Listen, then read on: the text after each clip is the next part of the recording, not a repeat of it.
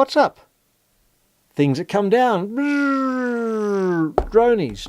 These things are very dangerous. Falling down, cutting off people's heads, bringing down Dreamliners, A380s, Airbuses, 707s. Do they still fly 707s? What about DC-3s?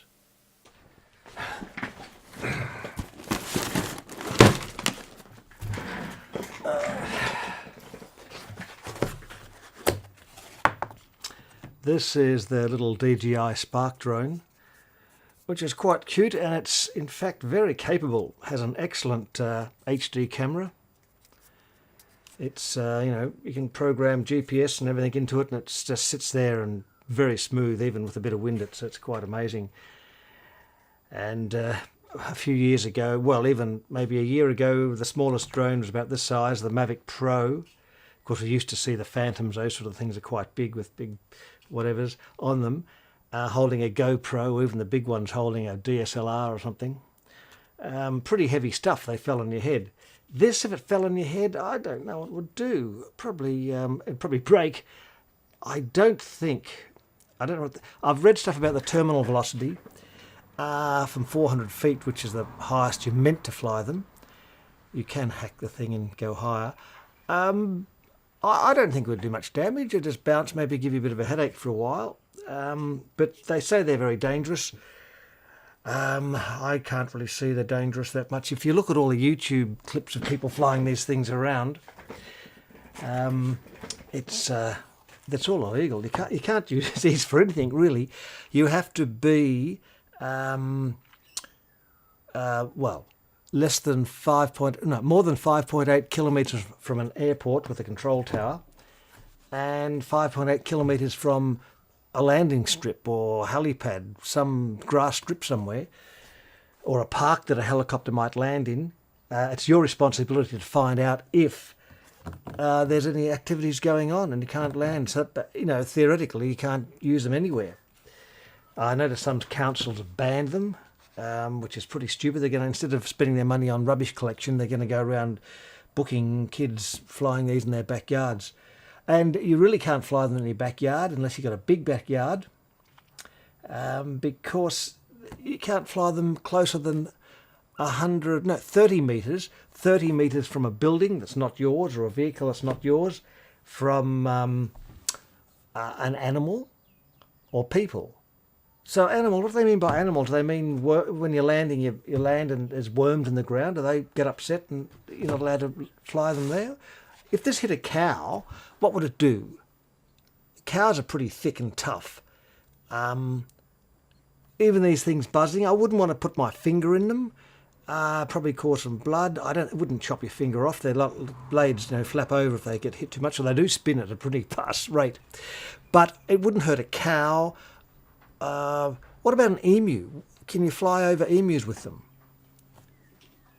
I don't know, but I get buzzed by magpies around here, and they swoop down and attack you. They can cause blood and cut part of your head, try and attack your eyes. It's pretty dangerous, yet they're not booked, but if you fly one of these, it's booked. So I don't know. I really don't know. Of course, the previous drones were big, then they got smaller, and now you've got these affordable little ones. Now this is 300 grams. Now, Australia's regulations are a lot better than a lot of other countries. We're fairly enlightened, even though they're pretty restrictive laws. We are enlightened compared to some countries. Obviously, you can imagine military-type countries, regimes don't like them at all, totally banned. Surprisingly, Sweden, they were totally banned up till a few months ago, 2017. Mainly they didn't like the cameras, they could spy on people. It's okay for the police to spy on you and all these government departments, but they don't want you flying around looking at the scenery. It's quite revealing, looking at the world as a bird sees it. It's not like flying an aeroplane looking down at just like a patchwork of stuff, or even a helicopter. These are like a bird's view, just high enough above the trees, above the houses. You get an idea of what birds must experience, and that's a fantastic thing about it. You can remotely pan and tilt this little camera. So they're quite remarkable. So the problem is the regulations, CASA, who's in charge of flying rules in this country, they still regard that as a pretty serious vehicle, serious aircraft. And, you know, when remotely controlled aircraft came in, they were basically under the same regulations as aeroplanes, and the bigger drones came in. So there's just no regulatory, I'll start again with a cut. There's just no regulation formula for these type of things. I'll do it again. Regulatory framework. There's just no regulatory framework for these types of things. It's either an aircraft or it's not. I don't think they care too much about things under 100 grams, but at 300 they're worried.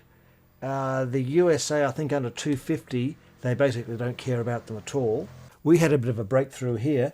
You can now use a sub 2 kilogram drone for commercial use without having to be an official licensed operator. So real estate agents or anyone like that, farmers, photographers can use these for their work without having to do any regulatory activity at all, apart from use them as required by the CASA laws with all the restrictions I mentioned before. These are going to be everywhere. You can imagine how useful they are. Kids are going to have them. People are going to go on holidays, just put this up in the air, get a shot of them wherever they are on the beach or national parks, which they're banned, of course. So this is an aircraft as far as CASA is concerned.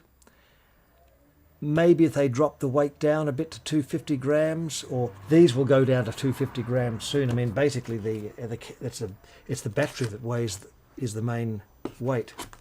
So if they can get them down, they might bypass the regulations. But it's very similar to the situation in the 1970s when CB radio came about in this country. You could buy a transceiver, a handheld or radio for your car. People around using them because they're such useful devices, and they were illegal, totally illegal. And the law as it stood, because it was written in 1902, the 1902 radio telegraph regulations had no understanding, or even when they were written, no concept that there might be the public wanting to use a portion of the radio band without licensing arrangements. And that took quite a few years to work out. At first they were banned, people got booked and they tried to license them, and that didn't work, and they just said, okay, everyone with a transceiver or of a certain specification can use it, whatever, how they like to use it, and that worked out quite well. So the same thing's going to happen here. I think they're going to have to say, well, maybe something under 250 grams or 300 grams, just if it flies into somebody, it's not going to cause much trouble. It's no worse than, you go down to the beach and kids are kicking football or playing cricket. You get hit by balls and things, and I don't think many people get killed by it. It's just part of life. I don't think they should be really.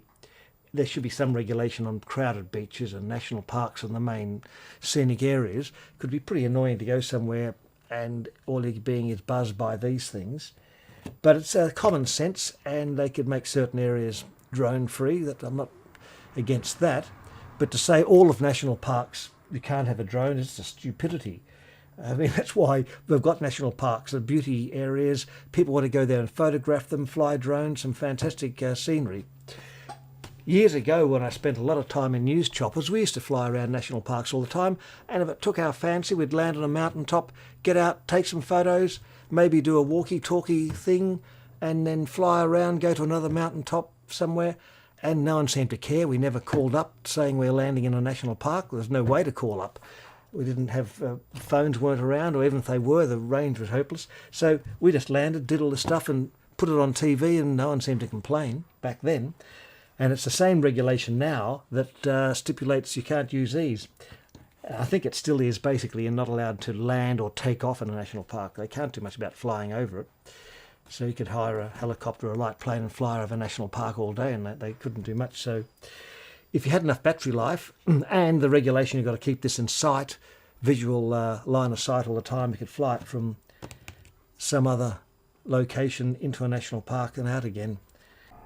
Another reason I've got into this is just to learn a new technology.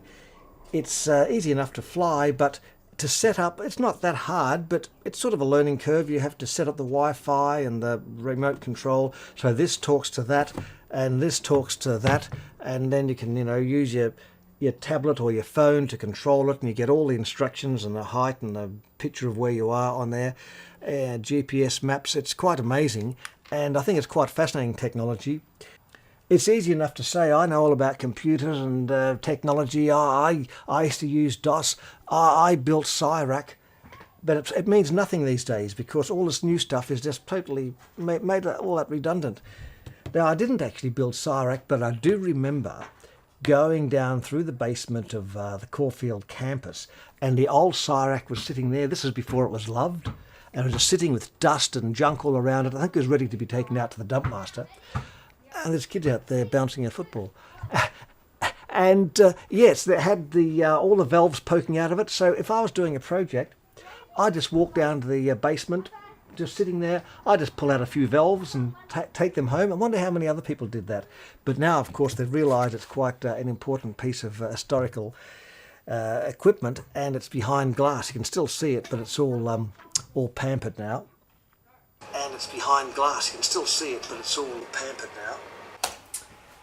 This was going to be just a little video talking about the implications of flying drones and then showing the first footage and how it all turned out. But it's become bigger than Ben-Hur, bigger than a Razorhead even. I'm trying to work out this editing program. We're talking about drones now, onto CIRAC. I don't know how that happened. Look, I don't know how to finish this, how to start it, what to do. We're just going to finish this video now, cut it, and start a new video. The next video put up will be the first drone test and how all that sort of worked out. And I won't even be in it. Well, I'll be about that size, a little bit in it, but not much. And we'll just take it from there, a totally new thing, because this is getting too long if I want to put the extra flying footage in. And don't forget to down like, up like, or unlike whatever you're meant to do with these things, these videos. We'll see you in the next one, and just put the Orkney Islands up here because this is a big space of nothing. Looked pretty boring, so I think the map looks a bit nicer.